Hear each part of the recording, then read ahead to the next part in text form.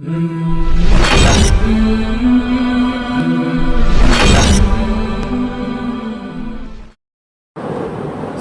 عليكم ورحمة الله وبركاته.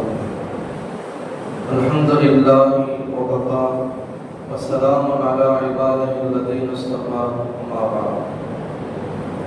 فقد قال الله سبحانه وتعالى في القرآن العظيم: أعوذ بالله من الشيطان الرجيم. بسم الله الرحمن الرحيم. ولقد آتينا لقمان الحكمة أن اشكر لله ومن يشكر فإنما يشكر لنفسه ومن كفر فإن الله غني حميد. صدق الله العلي العظيم. وقال النبي صلى الله عليه وسلم: من كان يؤمن بالله واليوم الآخر فلا يؤذي له ومن كان يؤمن بالله واليوم الآخر فليكرم ضيفه ومن كان يؤمن بالله واليوم الآخر فليقل خيرا أو ليصمت أو كما قال عليه الصلاة والسلام. اللهم صل على سيدنا محمد وعلى آل سيدنا محمد كما صليت على إبراهيم وعلى آل إبراهيم إنك حميد مجيد. اللهم بارك على سيدنا محمد وعلى آل سيدنا محمد كما باركت على إبراهيم وعلى آل إبراهيم إنك حميد مجيد. إلا من الله جل جلاله நம்முடைய பாவங்கள் எல்லோரை மன்னித்து அவனுக்கு பிரியமான அடியார்களிலே நம் எல்லோரும் சேர்த்தார் புரிவானாக. வாழும் காலம் எல்லாம் அவனை அஞ்சி நபியவர்களை பின்பற்றி வாழும் வாக்கியத்தை நமக்கு நசீபாக்குவானாக. எல்லா நிலைகளிலும் நம்முடைய தேவைகளை, நம்முடைய சிந்தனைகளை, நம்முடைய நாட்டங்களை அவர் பக்கமே செலுத்தக்கூடியவர்களாக அல்லாஹ் நம் எல்லோரையும் ஆகிவிடுவானாக. திடீரென்று வரக்கூடிய பேராபத்துகள், அதிர்ச்சியான செய்திகள், கவலைக்குரிய செய்திகள் போன்ற ஆபத்துகளை மட்டும் எல்லா நிரந்தர பாதுகாப்பை நமக்கு தருவானாக. கண்ணியத்திற்கான அல்லாஹ்வினுடைய நல்லடியார்களே, பெரியோர்களே, சகோதரர்களே, அல்லாஹ் ஜல்ல ஜலாலுஹு நம் எல்லோருகளையுமே மனிதர்களாக அல்லாஹ் ஆக்கி அந்த மனிதர்களில் புனிதர்களாக அல்லாஹ் நம்மளை ஆக்கி வருகிறார். பொதுவாக மனிதன் என்பவன் அல்லாஹ்வுடைய படைப்பு. காஃபிராக இருந்தாலும் சரி, யஹூதியாக இருந்தாலும் சரி, அல்லாஹ்வே இல்லை என்று சொல்லக்கூடியவன் இருந்தாலும் சரி, அவனும் அல்லாஹ்வால் படைக்கப்பட்டவன். ஆக மனிதன் என்று ஒரு வார்த்தை வரும் பொழுது அதில் எல்லோருமே அடங்கிவிடுவார்கள். அரபியில அதற்கு இன்சான் என்று சொல்லப்படும். அல்லாஹ் தஆலா நமக்கெல்லாம் அறிந்த ஒரு சூரா வல் அஸ்ர், காலத்தின் மீது சத்தியமாக என்று சொல்லிவிட்டு இன்னல் இன்சான லஃபீ ஹுஸ்ர், மனிதனாகிறவன் நஷ்டத்தில் இருக்கிறான் என்று அல்லாஹ் சொல்லுகிறான். இந்த இன்சான் என்ற வார்த்தைக்கு விளக்கம் என்ன அப்படி என்றால், உலகில் யாரெல்லாம் மனிதர்களோ அவர்கள் அனைவரையும் குறிக்கும். அதில் ஆணும் அடங்குவார்கள், பெண்ணும் அடங்குவார்கள். ஆண் என்பதற்கு அரபியிலே ரஜுலன் என்று சொல்லப்படும், பெண் என்பவருக்கு அரபியிலே நிசா என்று சொல்லப்படும். ஆனால் இன்சான் என்றால் அதில் ஆணும் வந்து விடுவார், பெண்ணும் வந்து விடுவார். அது மட்டுமல்ல, முஸ்லிம்களும் வந்து விடுவார்கள், முஸ்லிம் அல்லாத மக்களும் வந்து விடுவார்கள். எல்லோரையுமே அல்லாஹ் சொல்லுகிறான். சொல்லிவிட்டு 4 தன்மைகளை அல்லாஹ் சொல்லுகிறான். 4 விதமான அமல்கள். இல்லல்லதீன ஆமனு. இப்ப இங்கதான் அல்லாஹ் விஷயத்துக்கு வந்துட்டான். என்ன விஷயம்? ஈமான் கொண்டவர்களை தவிர இவங்க நஷ்டத்தில் இல்லை. அல்லாஹ் ஒருவன் என்று யார் மனதால் ஏற்று நாவினால் முடிந்து உடல்களால் உறுப்புகளால் அமல் செய்கிறார்களோ இவர்கள் அந்த நஷ்டத்தில் உள்ளவர்கள் அல்ல. 2வது, ஈமான் கொண்டவர்களும் நஷ்டவாதிகள். யாரை தவிர? அமல் செய்பவர்களை தவிர. யார் ஈமான் கொண்டு அமல் செய்து நல்லதை ஏவி தீயதை தடுக்கின்றார்களோ இந்த நால்வரும் அந்த நஷ்டத்தில் உள்ளவர்கள் அல்ல என்று அல்லாஹ் குறிப்பிடுகின்றார். கண்ணியத்திற்குரித்தானவர்களே, மனிதர்களாக படைத்து புனிதர்களாக அல்லாஹ் நம்மளை ஆக்கியிருக்கிறார் என்று சொன்னால் ஈமான் உள்ளவர்களாக நம்மளை ஆக்கியிருக்கிறார். இது பெரும் பாக்கியம். அல்லாஹ் நம்ம கொடுத்த மிகப்பெரிய ஒரு அன்பளிப்பு இந்த ஈமான் என்ற உயர்ந்த ஒரு நேமம். இந்த ஈமான் என்ற நேமத்தை பாதுகாக்கப்படுவதற்காக வேண்டிதான். இந்த ஈமான் என்ற நேமத் நம்மளோடவே இருந்து அது நம்மளோடவே சென்று விட வேண்டும் என்பதற்காக வேண்டிதான் உலகிலே அல்லாஹ் நபிமார்களை அனுப்பினான். ஒவ்வொரு கூட்டத்துக்கும் அல்லாஹ் அனுப்பினான். வலகத் பஅஸ்னா ஃபி குல்லி உம்மத்தி ரசூலா, நாம் ஒவ்வொரு சமூகத்திற்கும் ரசூலை தூதரை நாம் அனுப்பினோம். வலி குல்லி கௌமின் ஹாதின், ஒவ்வொரு சமூகத்துக்கும் அந்த மக்கள் நேரான வழியில் செல்ல வேண்டும் என்பதற்காக வேண்டி நேர்வழி காட்டக்கூடிய ஆதி என்று சொல்லப்படுகிற நேர்வழியாளர்களை நாம் அனுப்பினோம். இப்படியாக அல்லாஹ் சொல்லிக் கொண்டே இருக்கிறார். கண்ணியத்திற்குரித்தானவர்களே, இப்படியாக படைத்த நம்மளை முஸ்லிம்களாக மோமின்களாக ஆக்கிய நம்மளை அல்லாஹ் ஜல்ல ஜலாலுஹு நம்மிடமிருந்து நாம் அல்லாஹ்விடத்தில் உயர்ந்த அந்தஸ்தை பெறுவதற்கு, நாம் அல்லாஹ்விடத்தில் உயர்ந்த நிலையை அடைவதற்கு அடிப்படையான ஒரு காரணம், அடிப்படையான ஒரு அமல் என்னவென்றால் அதுதான் நற்குணம். நற்குணம் இன்றி யாரும் உயர்வை அடைய முடியாது. நற்குணம் இன்றி யாரும் சிறந்தவர்களாக உலகத்தில் ஆகவே முடியாது. சஹாபாக்கள் ரலியல்லாஹு அன்ஹும் அஜ்மஈன், ஈமான் இல்லாத ஒரு நிலையில் இருந்த அந்த மக்கத்து மக்கள் எப்படி ஈமான்குள்ளே வந்தார்கள் என்றால் நபியினுடைய நற்குணத்தை கொண்டுதான், நபியினுடைய அந்த நடவடிக்கைகளை கொண்டுதான். அல்லாஹ் குர்ஆனில் இப்படி சொல்கிறான், வலோ குன்த ஃபல்லன் வலீலல் கல்ப், நபியே நீங்கள் கடுகடுத்த உள்ளமுடையவராக இருந்தால் அந்த மக்கள் உங்களோடு ஒன்றோடு ஒன்றாக ஒட்டி இருக்க மாட்டார்கள். லன் ஃபல்லு மின் ஹவ்லி, உங்களை விட்டும் அவர்கள் தள்ளியே தான் இருப்பார்கள் என்று அல்லாஹ் சொல்கிறார். கண்ணியத்தில் குறித்தானவர்களே, நற்குணங்களை கொண்டுதான் நம்ம உயர்வை அடைவோம். பொதுவாக அல்லாஹ் சொல்லும் பொழுது குர்ஆனிலே வலகத் கர்ரம்னா பனி ஆதம், ஆதம் அலைஹிஸ்ஸலாமுடைய மக்களை நாம் சங்கைப்படுத்தியுள்ளோம் என்று அல்லாஹ் சொல்கிறார். பொதுவாகவே மனிதன் என்றாலே சங்கையானவர். இது நம்முடைய பார்வையில் உலக ரீதியில் ஆடு சிறந்ததா மனிதன் சிறந்தவனா என்றால் மனிதன் தான் சிறந்தவன். மனிதனை விட உருவத்தில் பெரிய உருவம் யானை, யானை சிறந்ததா மனிதன் சிறந்தவனா என்றால் மனிதன் தான் சிறந்தவன். இது உலகத்தில். அல்லாஹ்வுடைய பார்வையில் சிறந்தவர் யார்? அதற்கு அல்லாஹ் அளவுகோல் எடுக்கும் பொழுது ஒரு வார்த்தை அல்லாஹ் சொல்லுவார், இன்ன அக்ரமக்கும் இந்தல்லாஹி அத்காக்கும், உங்களில் சிறந்தவர் அல்லாஹ்விடத்தில் உங்களில் சிறந்தவர் தக்வா உடையவர் என்று அல்லாஹ் ஒரு வரைமுறை இருக்கிறார். தக்வா இறையச்சம், அல்லாஹ் சொன்னதை போல நடந்து கொள்வது, நபி அவர்கள் காட்டி தந்த வழிமுறை பிரகாரம் நடப்பது. இந்த தக்வாவை அளவுகோலாக அல்லாஹ் நமக்கு கொடுக்கிறார். தக்வா இருந்தால் மட்டும்தான் நாம் அல்லாஹ்விடத்தில் அந்தஸ்துக்குரியவர்கள். ஸல்லல்லாஹு அலைஹி வஸல்லம் கேட்கப்பட்டது, யா ரசூலல்லாஹ், அதிகமாக மக்களை சொர்க்கத்தில் நுழைய வைக்கக்கூடிய செயல் எது? யார் அதிகமாக சொர்க்கத்துக்கு போவாங்க? அப்போ ஸல்லல்லாஹு அலைஹி வஸல்லம் சொன்னாங்க, தக்வா. நபி சொன்ன வார்த்தை இறையச்சம் உடையவர்கள். இரண்டாவதாக சொன்னார்கள் ஹுலுகுல் ஹஸன், நற்குணம் உடையவர்கள். நபியினுடைய வார்த்தையும் தக்வா தான். முதலாவது விஷயம் இறையச்சம்.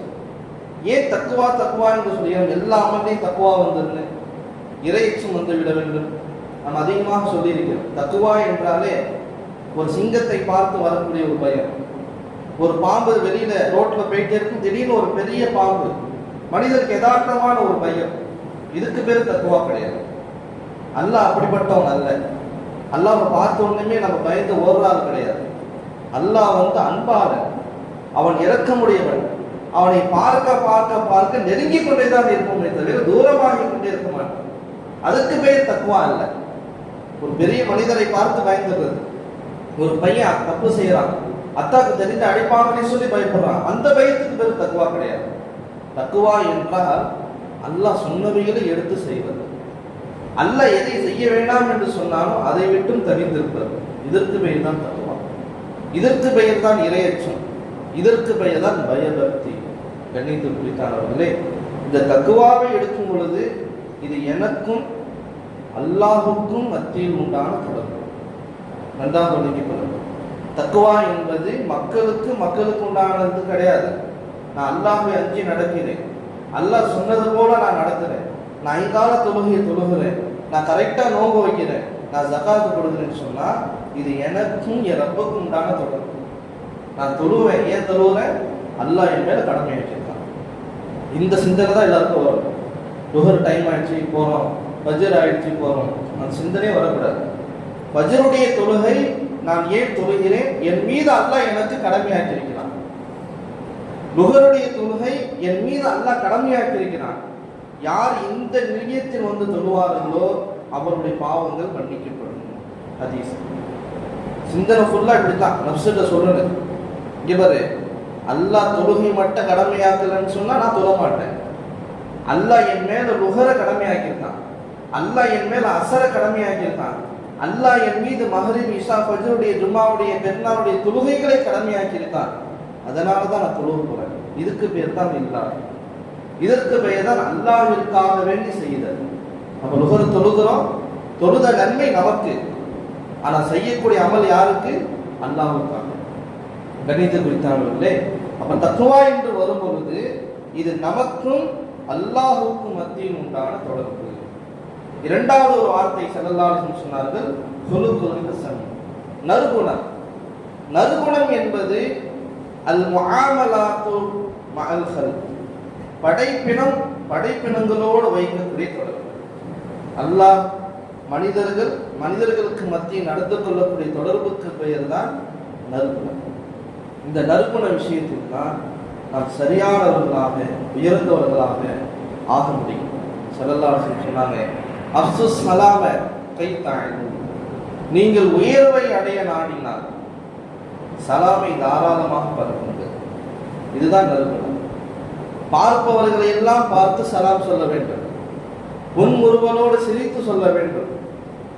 யார் அறைமுகமானவருக்கு மட்டும் சலாம் சொல்லுவாரோ இவர் இவ்வாறு நடந்து கொள்வதாகிறது கியாமத் நாளின் அடையாளம் என்று சொன்னாங்க. கணிதத்திற்குரியவர்களே, ஒரு மனிதன் உயர்வை அடைவது நற்குணத்தை கொண்டு மட்டும்தான்.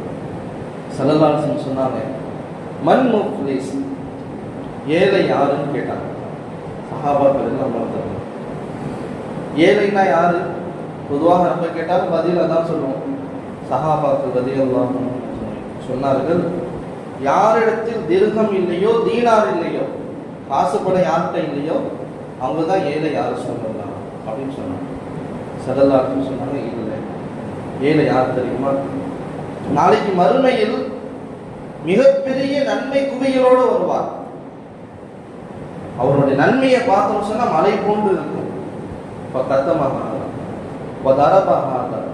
ஒரு மனிதனை அடித்திருப்பார், ஒரு மனிதனை திட்டி இருப்பார், ஒரு மனிதனை ஏளனமாக பேசி இருப்பார், ஒரு மனிதனுக்கு அநியாயம் செய்திருப்பார். இப்ப அல்லாஹ்வுடைய ஜட்ஜ்மெண்ட், அல்லாஹ்வுடைய அந்த நீதித்துவம், அந்த நீதிபதியுடைய அந்த நிலையில் இப்ப அல்லாஹ் உத்தரவிடுவான் மலக்குமார்களுக்கு, மலக்கே இவங்க எல்லாம் வரிசையில் நிற்கிறாங்க. யார் இவங்கெல்லாம்? இந்த மனிதனால் அநீதி இழைக்கப்பட்டவர்கள். இப்ப அல்லாஹ் சொல்லுவான் அந்த மலக்குகள்கிட்ட, அவருடைய நன்மை எடுத்து இவங்க எவ்வளவு அநீதம் இழைக்கப்பட்டார்களோ அந்த அளவுக்கு இவருடைய நன்மையிலிருந்து எடுத்து இவருக்கு கொடுங்க. இப்படியே எடுத்து கொடுத்து கொண்டே இருப்பாங்க. ஸல்லல்லாஹு அலைஹி வஸல்லம் சொன்னாங்க, மலை போல வந்த அவருடைய நன்மை ஒன்றும் இல்லாமல் ஆகிவிடும். மீண்டும் மக்கள் இருந்து கொண்டுதான் இருப்பார்கள். இப்ப மலக்கு சொல்லுவாங்க அல்லாஹ்விடத்துல, யா அல்லாஹ், இவருடைய நன்மை எல்லாம் காலியாயிடுச்சு, ஆனா மக்கள் காலியாகல, மக்கள் இருக்கதான் செய்யறாங்க. இப்ப சொன்னாங்க, அல்லாஹ் சொல்லுவான், இவங்களுடைய பாவத்தை தூக்கி எவ்வளவு அநீதம் இழைக்கப்பட்டாங்களோ அந்த அளவு பாவத்தை எடுத்து இவரும் பட்டியல போட்டது. இப்படியே போட போட போட போட போட மலை போன்று இவருடைய பாவம் ஆகிவிடும். ஸல்லல்லாஹு அலைஹி வஸல்லம் சொன்னாங்க, இப்ப அல்லாஹ் சொல்லுவான மலக்குமார்களை பார்த்து, அவரை தூக்கி நீங்கள் நரகத்தில் வீசுங்கள். கணிதத்திற்குரியவர்களே, நான் தொழுகுவது, நான் நோன்பு வைப்பது, நான் அமல் செய்வது எனக்கும் அல்லாஹுக்கும் மத்தியில் உள்ளது. நான் கரெக்டாக தொழுவுவேன், அதனால நான் உறவு முறிச்சு வாழுவேன் அப்படின்னு மட்டும் யாரும் நினைக்காது. நீங்க தொழுதீங்கல்ல, அதுக்கு உண்டான நன்மை அல்லாஹ் கொடுப்பாங்க. ஆனா உறவு முறிச்சு வாழ்ந்தீங்களா இல்லையா? இந்த உறவை முறித்து வாழ்பவர்களுக்கு சொர்க்கம் செல்லுதல் அப்படிங்கிறது கேள்விக்குறிதான். பாவம் செய்கிறவனுக்கு சொர்க்கம் செல்லுதல் என்பது கேள்விக்குறிதான். இல்லா மாஷா அல்லாஹ், அல்லாஹ் நாடி நினைத்து. இந்த விஷயத்துலதான் நம்ம அக்கறை காட்டணும், இந்த விஷயத்துலதான் நம்ம கவனம் எடுக்கணும். இதுலெல்லாம் கரெக்டா இருந்துடணும். ஆனா இந்த விஷயத்துலதான் நம்ம போடுவோம். விவாதத்துங்கும் போது, தொழுகைங்கும் போது, ஒரு சதக்கா செய்யறதுங்கிறது, ஜகாத்து கொடுக்கறதுங்கிறது மாஷா அல்லாஹ் கரெக்டா இருக்கணும். ஆனா இதை தாண்டி நம்முடைய பெற்றோர்களிடத்தில் நடந்து கொள்ளக்கூடிய முறை, நம்முடைய மனைவி இடத்துல நடந்து கொள்ளக்கூடிய முறை, நம்முடைய பிள்ளைகள், அடுத்து நம்முடைய சகோதரிகள், அடுத்து நம்முடைய உறவினர்கள், நம்முடைய சொந்தக்காரர்கள், நம்முடைய நண்பர்கள், இவங்கள்ட்ட நம்ம நடந்து கொள்ளக்கூடிய முறை, இங்கதான் நம்ம வந்து மாட்டிட்டோம். இங்கதான் நம்முடைய பிரச்சனை. கணித்தர் குறித்தான் அவர்களே. அப்ப நம்முடைய வாழ்க்கையில சரி செய்ய வேண்டியது நற்குணத்தை தான். ஹஜ்ரத் லுக்மான் அலைஹிஸ்ஸலாம், அல்லாஹ் தஆலா இவர்களுடைய பெயரிலேயே ஒரு சூறாவை இறக்கி வைத்துள்ளார். நம்ம வாரம் வெள்ளிக்கு நம்ம ஓதக்கூடிய சூரத்து சஜிதாவுக்கு முன்னால் உள்ள சூறா 21வது ஜுஸ். இவங்க ஒரு ஹபஷி நாட்டை சேர்ந்த ஒரு கருப்பு அடிமை, ஒரு நீகுரு அடிமை. அல்லாஹ் இவர்களுக்கு 2 விஷயத்தை கொடுத்தான். இஹ்தியார், தேர்ந்தெடுத்துக் கொள்ளுங்கன்னு சொல்லி. ஒன்று நபித்துவம், அப்படி இல்லைன்னு சொன்னா ஞானத்துவம், தத்துவ மேதையாக ஆகுவதா, அல்லது நபித்துவத்தை எடுத்து அல்லாஹ்வுடைய ரசூலாக ஆகுவதா, அல்லாஹ்வுடைய நபியாக ஆகுவதா, 2 நீங்க சாய்ஸ், உங்களுடைய விருப்பம் நல்லா கொடுத்துட்டாங்க. அப்போ லுக்மான் அலைஹிஸ்ஸலாம் தேர்ந்தெடுத்தது ஹிக்மத்தை, தத்துவத்தை எடுத்துக்கொண்டாங்க, ஞானத்தை, கல்வியை எடுத்துக்கொண்டாங்க. இப்போ அவங்கள்ட்ட கேட்கப்பட்டுச்சு, நீங்க நபித்துவத்தை எடுக்கல, அல்லாஹ் உங்களுக்கு கொடுத்தாங்க சொன்னாங்க.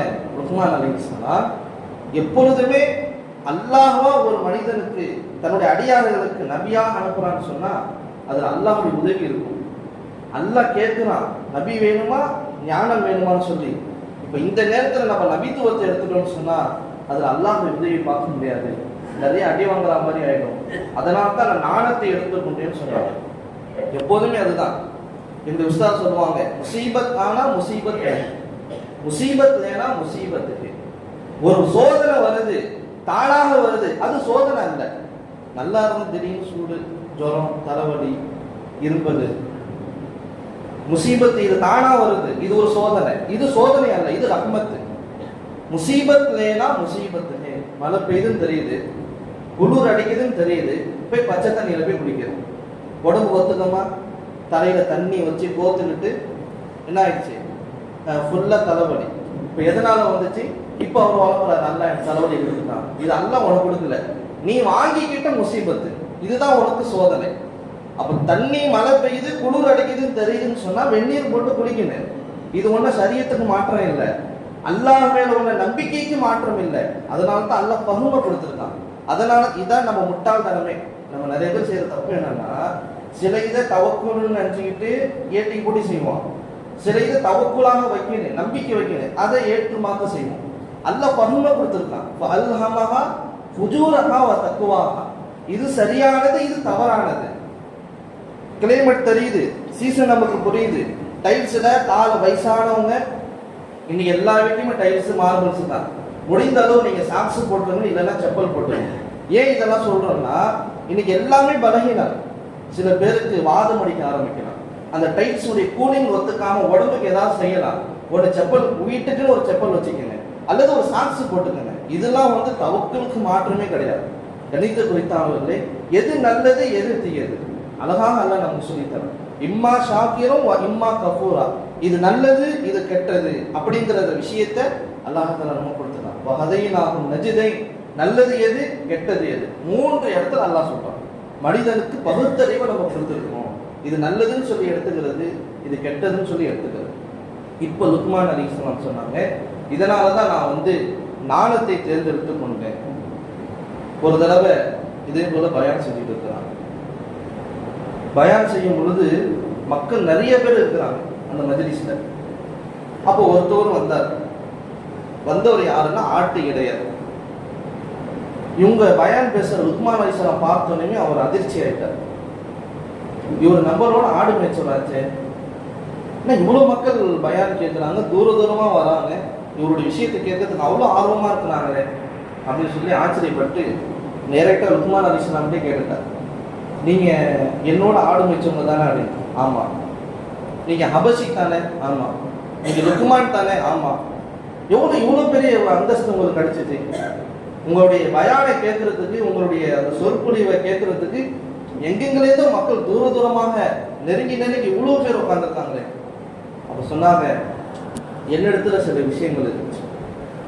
வயின் சதைத்த அதை நீ காது தாழ்த்தி கேட்டால் பகுந்த கதாலி நீனும் அப்படி ஆயிடுவேன்னு சொன்னாங்க. குந்தி பசரி என் பார்வையை நான் தாழ்த்திக் கொள்வேன். ஹராமான விஷயங்கள் என்னுடைய பார்வையை நான் செலுத்த மாட்டேன். அந்நிய பெண்களை என் பார்வைகளால் நான் பார்க்க மாட்டேன். அல்லாஹ் எதை ஹராமாக்கினாலும் அவைகளை பார்க்கும் பொழுது என் பார்வையை நான் தாழ்த்திக் கொள்வேன். இது முதலாவது விஷயமாக சொன்னாங்க. ரெண்டாவது சொன்னாங்க, வஹிஃபுலி ஃபர்ஜி என் மறைவிடத்தை நான் பாதுகாப்பேன். ஹலாலா ஆக்கிய என் மனைவியுடன் மட்டும்தான் தொடர்பு. என் மனைவி அல்லாமல் அல்லாஹ் எதை எனக்கு ஹராமாக்கினானோ அந்த விபச்சார அந்த தொடர்பு என்னுடைய வாழ்க்கையில் இருக்காதுன்னு சொன்னாங்க.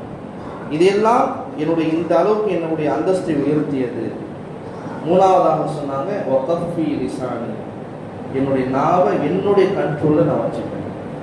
மேலதிகமாக பேச மாட்டேன், தேவையில்லாமல் பேச மாட்டேன். என்னுடைய நாவை கண்ட்ரோல்லையே நான் வச்சுப்பேன். என்ன பேசுவோம் யோசித்து பேசுவோம். பேசுவதற்கு முன்னால் யோசித்து பேசுபவர் வாழ்க்கையில் என்றைக்குமே சிறந்தவராக இருப்பார். அடுத்ததாக சொன்னாங்க,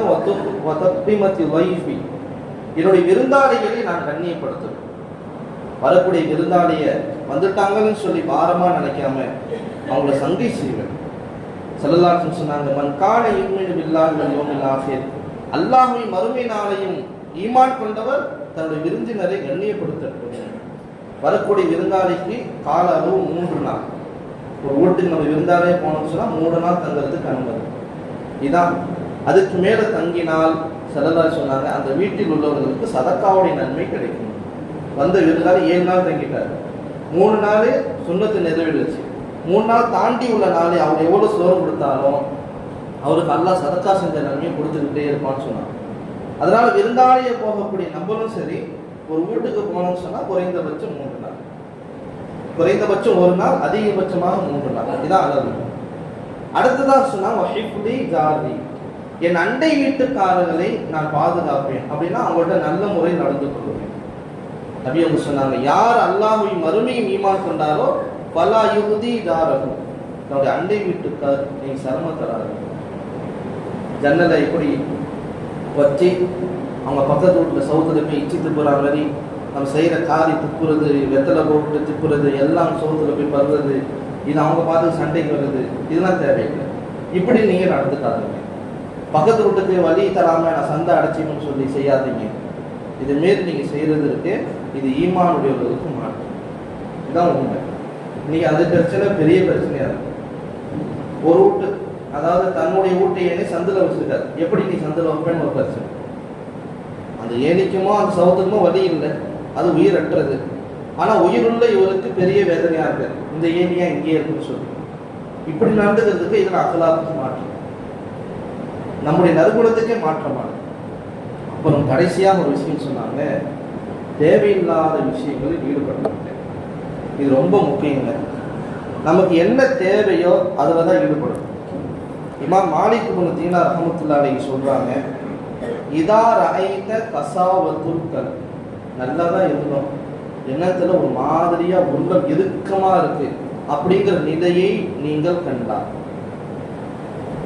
வஹ்னன் ஃபி பதனிக, உடலில் சோர்வை கண்டார். வஹுர்மானன் ஃபி ரிஸ்கிக, ரிஸ்குடைய விஷயத்துல தடை ஏற்படுவதை கண்டார். நல்லா சம்பாதிச்சா என்ன தெரியல, இப்போ சம்பளம் கம்மியாக வருது, ரொம்ப கஷ்டமா இருக்கு, இது போன்ற நிலைகளை நீங்கள் அடைந்தால், இப்போ சொன்னாங்க, ஃபஅலம் அன்னக தகல்லம்த பிமா லா யஅனி, தேவையில்லாத ஏதாவது ஒரு வார்த்தையை நீ பேசியிருக்கிறாய்.